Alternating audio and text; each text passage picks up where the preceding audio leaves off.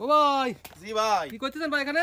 ভাই 10টা কচু গাছের পাতা এই যে পেকে গেছে, নষ্ট হয়ে যাচ্ছে, তা কেটে দিছি ভাই, গোড়া পরিষ্কার করে দিছি ভাই গাছগুলোর। তবে আপনার কলা বনে দেখছি সব 10টা কত চারা রয়েছেন, তো এতে কলা বনে সমস্যা হবে না তো?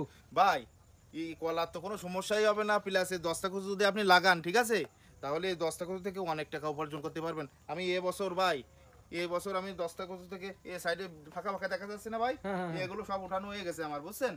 এগুলো মনে করেন যে 50-60 টাকা কেজি বিক্রি করেছি এবছর প্রথম থেকে, হ্যাঁ।